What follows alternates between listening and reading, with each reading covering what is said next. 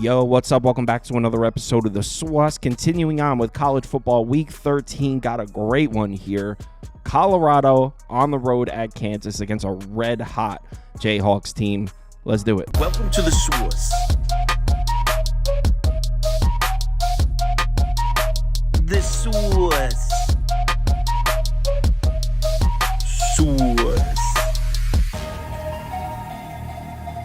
Hey, get the SWAS. All right, like I said, we got the Buffs on the road at Kansas. Kansas catching 2.5. It looks like the threes are gone. I'm seeing 2.5 across the board. Total sitting at 59.5 across the board as well.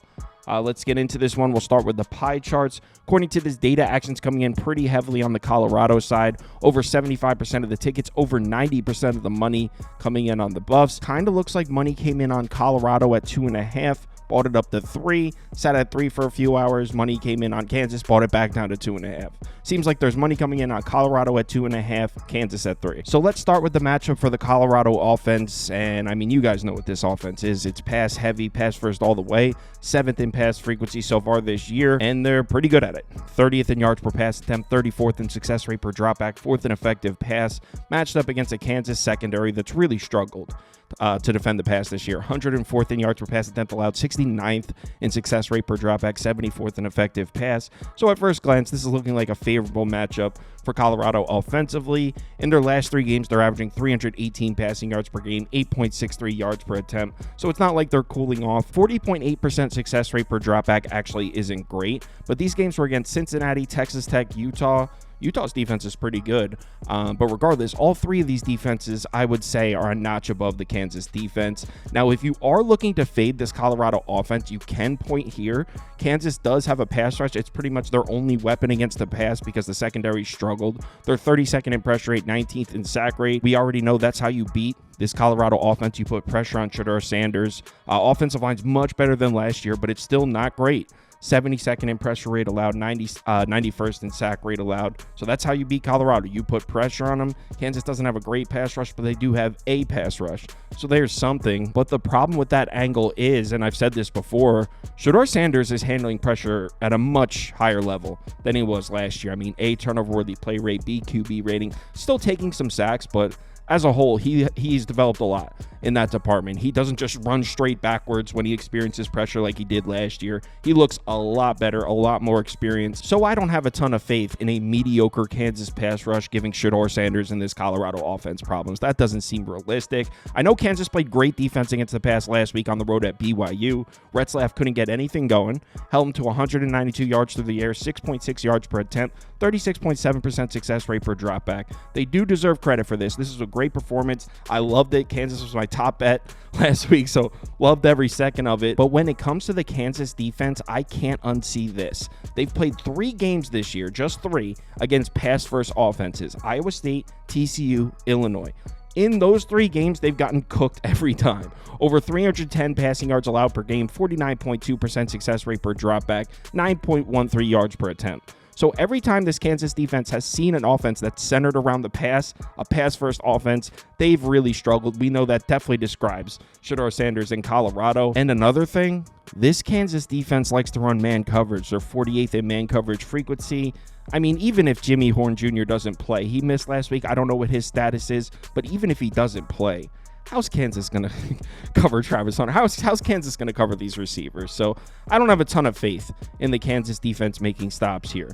But then we flip it over to the other side, and this is where you can definitely find some value on Kansas. This offense has caught fire. This is an offense that wants to run the ball first, but honestly, Daniels has gotten red hot throwing the ball as well. They're 35th in rushing frequency, and they've been damn good at it all year. 21st in yards per carry, 11th in success rate per rush, 9th in effective rush. Now, they are matched up against a Colorado defense that's been very tough this year. 23rd in yards per play allowed, 26th in success rate. Been very tough against the run and the pass.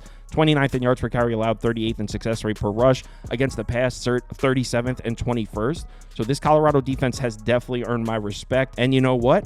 For the first time this entire season, we saw Kansas struggling to run the ball last week. I mean, that was on the road at BYU, a very tough place to go play, especially a very tough place to go try to run the ball. But they were held to 2.21 yards per carry, 73 rushing yards in the game. So they were struggling to run the ball on the road at BYU. Again, That was on the road at BYU. This one's at home, and that's starting to look a bit like an outlier because no one's really been able to stop the Kansas rushing attack this entire season. In weeks 1 through 11, prior to the BYU game, they were averaging 5.79 yards per carry as a team, 51% success rate per rush. So although BYU was able to slow the run game down, and I know Colorado's defense has been tough, at home, Kansas is going to be able to run the ball in this game. But the thing is, that doesn't really tell us anything. I mean, Kansas runs the ball on everybody. We knew Kansas was going to be able to run the ball in this game, especially at home. They always do. It hasn't translated into a bunch of wins. They've been running the ball successfully all season. It hasn't translated into winning games. But check this out. This is why Kansas is just different right now. Through the first 5 games, they could not get the passing attack going at all. Jalen Daniels has found it. Whatever it is he was searching for, he's found it. In the last 5 games, they're averaging 236 passing yards per game, 51.2% success rate per dropback, 9.62 yards per attempt. So like I said, Jalen Daniels seems to have figured it out. In addition to having one of the most dangerous rushing attacks in the country, Kansas now has a very efficient passing attack. And if you're thinking, Kyle, well, maybe they just hit an easy patch in their schedule. Maybe they played some easy competition. Absolutely not. In fact, it's the opposite. Look at the last 5 games. At Arizona State, tough defense. Houston, tough defense. At Kansas State, tough defense. That's the team that beat Colorado. Iowa State, elite defense. BYU, at BYU. So it's actually the complete opposite. Jalen Daniels has gotten red hot against the strongest part of their schedule by far. They played 5 great defenses in a row. Jalen Daniels is cooking on all of them. Now, I don't want to overlook the Colorado defense because, like I said earlier, they've been very good. In their last 5 games, they're allowing just 22.4 points per game, 36.8% success rate, 4.9 yards per play. Elite defensive numbers here, but here's the thing. The level that Kansas offense is playing on right now, I wouldn't put any of these 5 offenses on that level. Kansas State is probably close, but Kansas State is pretty one-dimensional. They rely heavily on the run. Avery Johnson is not as talented a thrower as Jalen Daniels is. Arizona's been a mess. Cincinnati's pretty good, but not on Kansas level. Texas Tech, okay, not on Kansas level. Utah's an absolute dumpster offensively. So yes, Colorado deserves respect, but on the road in Kansas, this is just a different level of offense the way they're playing right now. In fact, if you look at Colorado's schedule on the season, they really haven't seen a single offense that I would compare to the way Kansas is playing right now. The closest would be Kansas State, but like I said, that's run heavy all the way. That's also the game they lost. Other than that, I mean, Baylor, they're pretty good, not nearly on the level that Kansas is playing right now. Means maybe Cincinnati, there's just nothing here. They haven't played an offense that resembles this Kansas offense. It looks that good. Oh, and one more thing I forgot to mention. I already turned the lights and everything off. This game's at Arrowhead, and Kansas has played 3 home games at Arrowhead so far this year, all conference games. They're averaging 38 points per game, over 7.1 yards per play, and almost a 49% success rate. So they've gone off in these games at Arrowhead, and that's against TCU, who's been playing much better defense. Houston, good defense. Iowa State, elite defense. So I'm telling you, don't sleep on this Kansas offense, man. So where does that leave me in terms of placing a bet?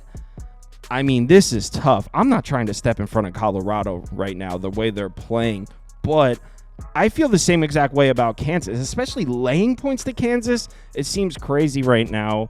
So if I can get a full 3, I'll play on Kansas, but full disclosure, I don't know if I'm seeing a ton of betting value in the game. It's going to be one of the most exciting college football games to watch this year. I'll have it on the main TV. It's going to be awesome. But if I bet Kansas at +3, it's probably going to be because I just want to do some gambling and play on the game. I don't really know if I'd say Kansas +3 is an angle I really like and it's got positive expected value. I don't think I'd say all that. I think I just want to gamble on the game. So give me Kansas +3. In my opinion, at 2.5, 3, it's kind of a coin flip. Colorado probably slightly better than Kansas, but Kansas has gotten red hot against very good defenses. Give me Kansas. I'll play it if I get a +3. Might be just doing some gambling here. If you want to see all the bets I have open, head over to KyleKirms.com and click on open bets. You'll see all mine as well as everyone else on the staff here. Live show 4 p.m. Eastern time during the week. Saturday morning 10 a.m. Eastern time. We'll go through every single game on the board. If you're able to make it, love to see you in the comments.